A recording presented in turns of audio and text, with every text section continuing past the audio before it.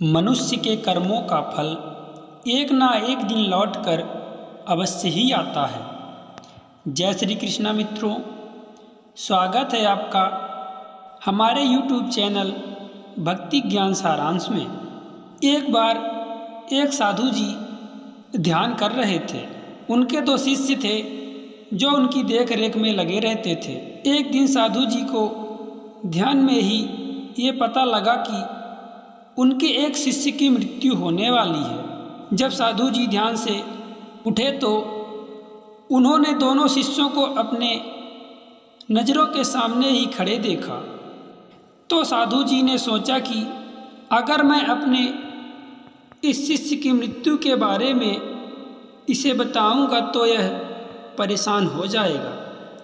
तब गुरु जी ने अपने दोनों शिष्यों को पास बुला के कहा कि हे पुत्रों, मुझे तुम दोनों ये बताओ कि तुम्हारी इच्छाएं क्या है।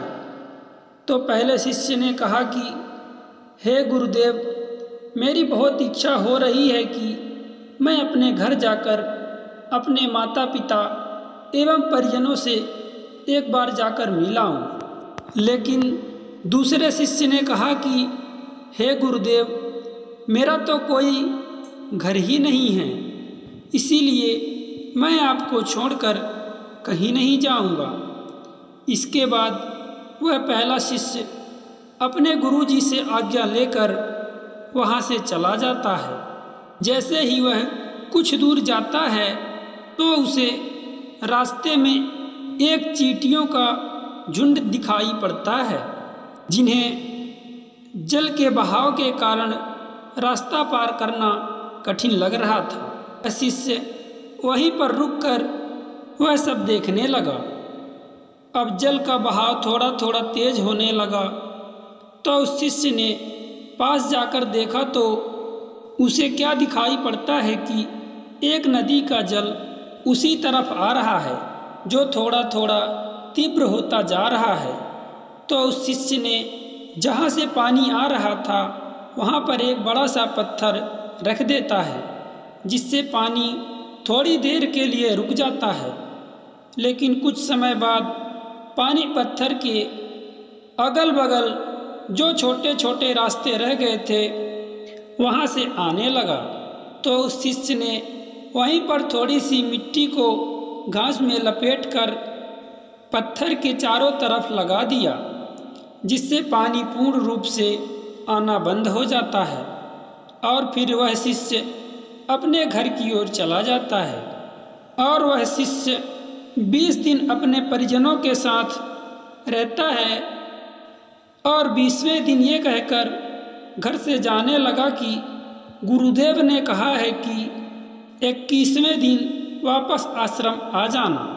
और वह 21वां दिन पूरा ना होने पाए, इसीलिए गुरुदेव की आज्ञा के अनुसार मुझे 21वां दिन खत्म होने से पहले गुरुजी के पास वापस पहुंचना होगा।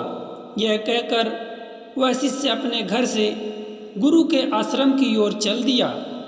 और इधर गुरु आश्रम में उसके लिए बहुत परेशान हो रहे थे कि आज मेरा शिष्य इस दुनिया को छोड़कर चला जाएगा।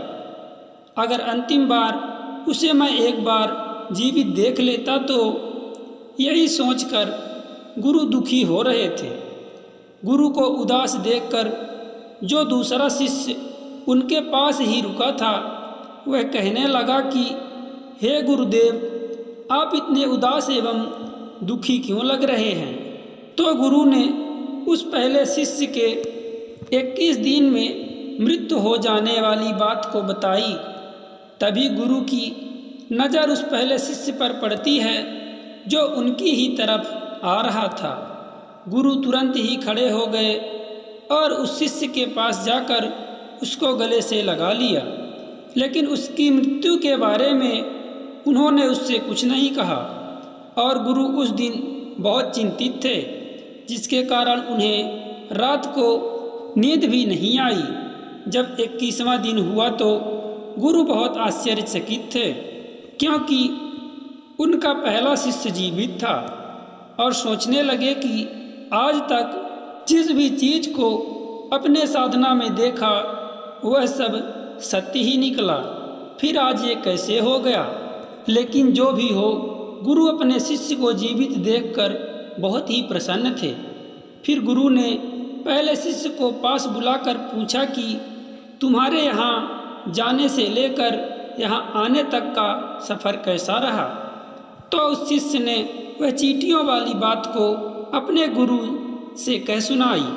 तो गुरु जी मुस्कुराते हुए बोले कि मैं आज समझ गया हूँ कि यह सृष्टि सत्य और कुछ पुण्याइयों के द्वारा ही चल रही है। हे पुत्र, 21वें दिन तुम्हारी मृत्यु होनी थी, लेकिन तुम्हारे अंदर की अच्छाई और तुम्हारे अंदर के इस दया भाव ने तुम्हारी अकाल मृत्यु को भी टाल दिया।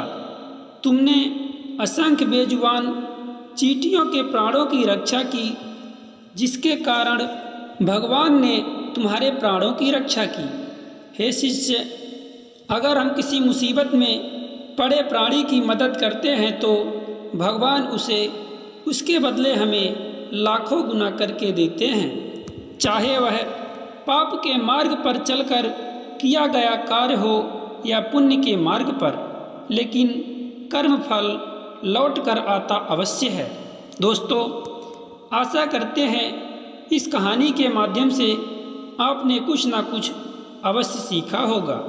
तो कृपया वीडियो को एक लाइक अवश्य कर दें और चैनल में नए हैं तो चैनल को सब्सक्राइब जरूर कर लें। जय श्री कृष्णा दोस्तों, राधे राधे।